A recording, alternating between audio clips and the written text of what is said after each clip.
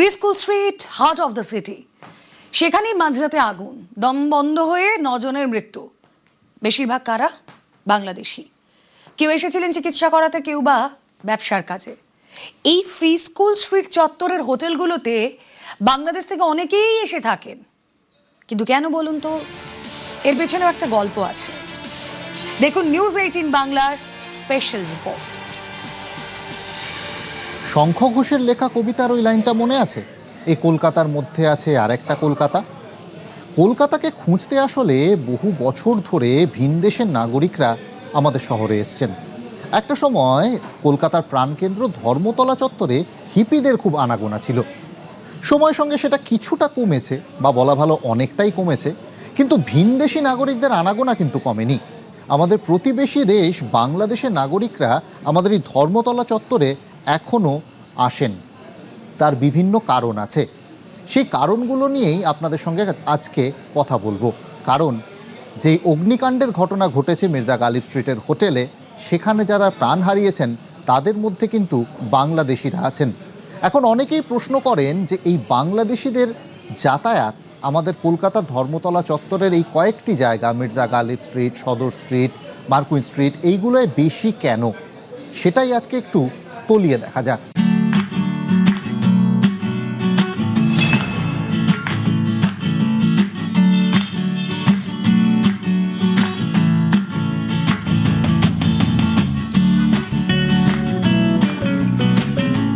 কলকাতা শহরের হৃৎপিণ্ড বলা হয় নিউ মার্কেটকে। সে নিউ মার্কেট থেকে হাঁটা পথে মাত্র 2 থেকে 3 মিনিটের দূরত্ব। আর পার্ক স্ট্রিট, যে জায়গা সম্পর্কে সকলেই অবহিত দেশ বিদেশের মানুষজন, এই Mirza Ghalib Street, Free school Street থেকে হাঁটা পথে হচ্ছে মাত্র 5 থেকে 7 মিনিটের রাস্তা। ফলে সস্তাতেই বহু ব্যক্তি রয়েছেন, মূলত যারা পড়শি দেশ বাংলাদেশের বাসিন্দা, তারা এই জায়গাকে বেছে নেন, এই free school street, Mirza Ghalib স্ট্রিটকে থাকার জন্য। এবং তাদের জন্যই মূলত এই জায়গাতে একের পর এক হোটেল তৈরি হয়ে গিয়েছে। যে হোটেলগুলোকে প্রচলিত হোটেল বললে ভুল বলা হবে। বহু জায়গাতে হোটেল বলতে যে পুরনো বাড়িগুলো ছিল, সেই বাড়ির বিভিন্ন ঘরকেই হোটেলের ঘর হিসাবে ব্যবহার করা হচ্ছে। আর সেই হোটেলের ঘর হিসাবে ব্যবহার করার সময় দেখতে পাওয়া যাচ্ছে যে ঠিকানা দেওয়া হচ্ছে, সেখানে উল্লেখ করে দেওয়া হচ্ছে দমকল হেডকোয়ার্টারের কাছে বা দমকল হেডকোয়ার্টারের বিপরীত দিকে। অর্থাৎ যারা অন্যত্র কলকাতায় আসবেন, এখানে থাকতে চাইবেন, তাদের কাছে এই যে দমকল হেডকোয়ার্টার, তার ঠিক সামনে হোটেল যদি উল্লেখ করা হয়, ফলে জায়গাটি কতটা নিরাপদ সেটা বোঝাতে সুবিধা হবে। এই জায়গাটা মেইনলি হচ্ছে এখানে তো সব ফ্যাসিলিটি পাওয়া যায়, কারেন্সি এক্সচেঞ্জ বলেন, সিম বলেন, যত সুবিধা, বাংলা ভাষাভাষী মানুষ এক জায়গায় থাকতে পারে, এই জন্য এখানে থাকার প্রায়োরিটিটা বেশি ফিল করে। বাংলাদেশি নাগরিকদের কাছে কলকাতা এবং তার ধর্মতলা চত্বর কেন এত বেশি জনপ্রিয়? এর কারণ খুঁজতে গিয়ে প্রধানত যে দুটো কথা বা যে দুটো থিওরি সামনে আসছে, তার মধ্যে প্রথমটা হলো স্বাস্থ্য, দ্বিতীয়টা বাণিজ্য। স্বাস্থ্যক্ষেত্রে বাংলাদেশিদের বড় ভরসার জায়গা আমাদের শহর কলকাতা এবং পশ্চিমবঙ্গ। পাশাপাশি যেহেতু প্রতিবেশী দেশ, প্রতিবেশী রাষ্ট্র, সেই অর্থে ব্যবসা বাণিজ্যের দিক থেকেও কিন্তু বাংলাদেশিদের কাছে এই শহর কলকাতা অত্যন্ত গুরুত্বপূর্ণ।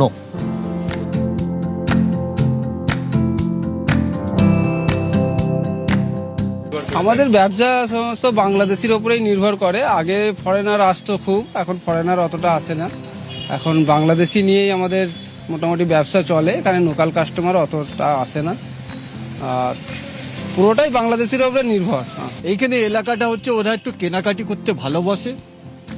করতে ভালোবাসে, তাই জন্য ওরা এই চত্বরটায় আসে। এইখানে সব তো টোটাল পুরো মার্কেট, সামনে কাপড়ের মার্কেট আছে, নিউ মার্কেট, আর চকলেটটা ওদের খুবই পছন্দ, তাই জন্য ওরা এসে কেনাকাটি করে। বাংলাদেশ থেকে মূলত যারা বেশিরভাগ এখানে আসে, তারা শপিং এর উদ্দেশ্যে আসে। ব্যবসার ক্ষেত্রে মোটামুটি একদম একটা পারফেক্ট জায়গা হচ্ছে মার্কুইন স্ট্রিট, ফ্রি স্কুল স্ট্রিট, এটাই বলা চলে।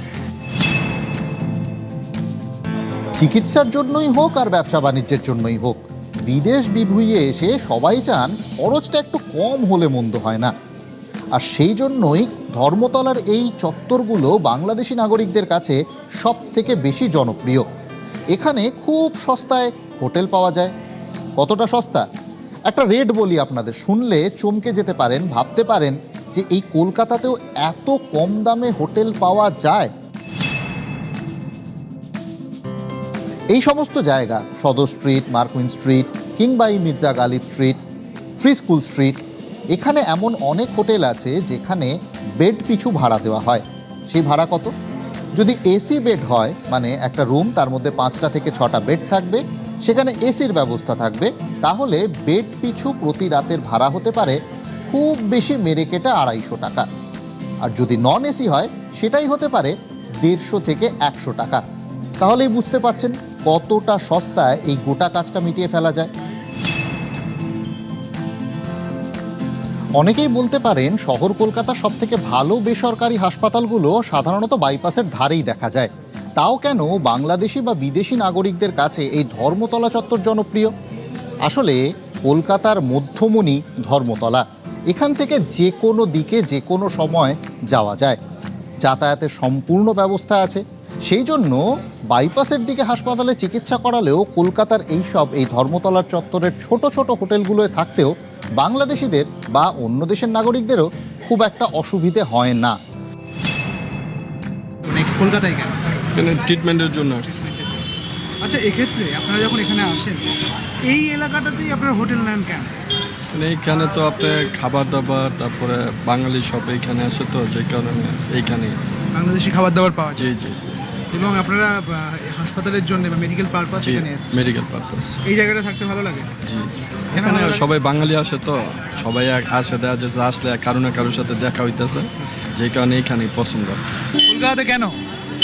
কলকাতাতে ট্রিটমেন্টের জন্য এসেছি।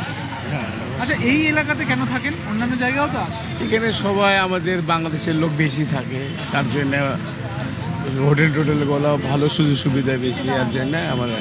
সীমান্তের এপার হোক আর ওপার, বাঙালির কাছে খাওয়া দাওয়া একটা বিরাট বড় ব্যাপার। পেটে শান্তি না হলে মনে শান্তি কিছুতেই আসে না। তা বাংলাদেশ থেকে যারা আসেন তাদেরও খাওয়া দাওয়া নিয়ে বেশ খুঁতখুঁত রয়েছে। সেক্ষেত্রে কলকাতার অন্যান্য জায়গায় যতটা বাঙালির মনের মতো, বা কথা বলা ভালো বাংলাদেশিদের মনের মতো খাবার পাওয়া যায়, তার থেকে অনেক বেশি বেটার খাবার পাওয়া যায় এই ধর্মতলা চত্বরে, ঠিক যেমনটা তারা চান।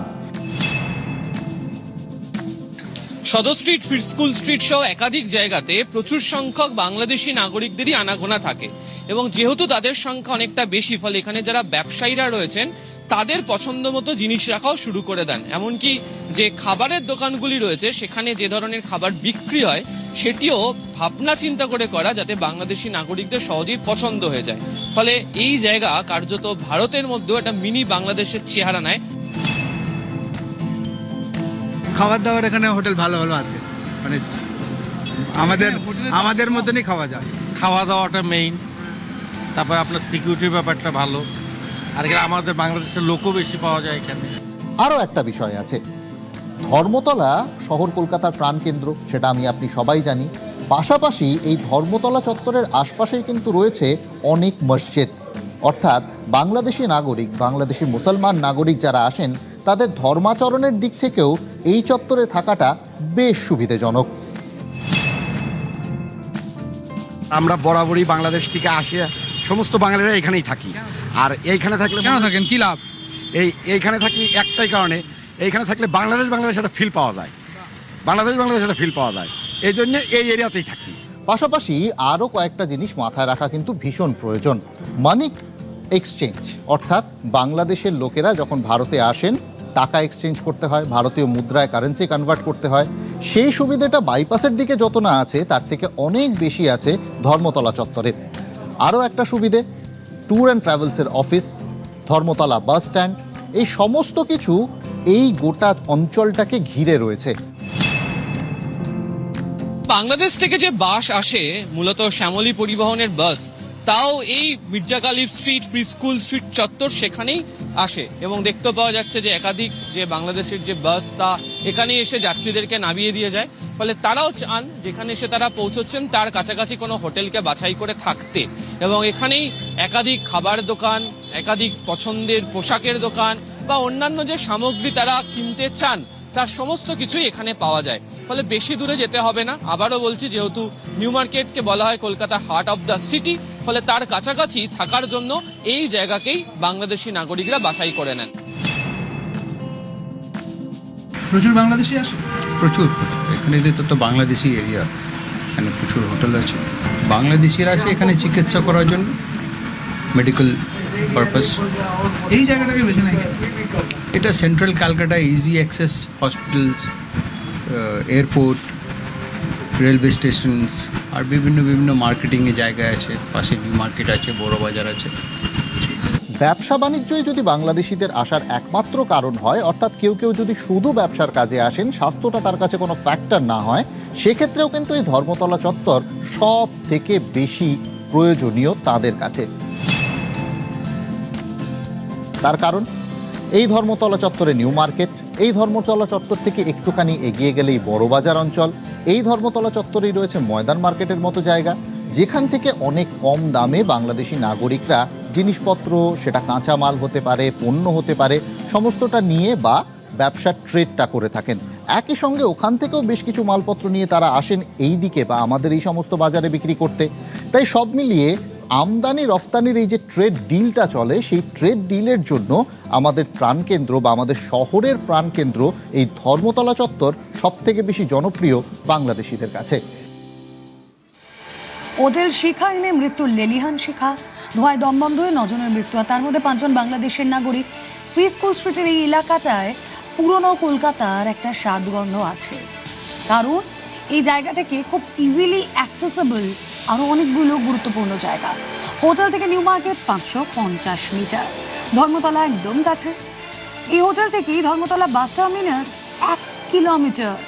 সুতরাং ওই যে বললাম ইজি অ্যাক্সেসেবল। হোটেল থেকে জাদুঘর, ইন্ডিয়ান মিউজিয়াম 550 মিটার। এই হোটেল থেকে, এই জায়গা থেকে পার্ক স্ট্রিট 800 মিটার। হোটেল থেকে ভিক্টোরিয়া 3.5 কিলোমিটার, 3.5 কিলোমিটার হচ্ছে ভিক্টোরিয়া। হোটেল থেকে চাঁদনি চক 2 কিলোমিটার, অর্থাৎ কেনাকাটা হোক, ঘুরতে যাওয়া হোক বা কোথাও যাওয়ার দরকার হোক।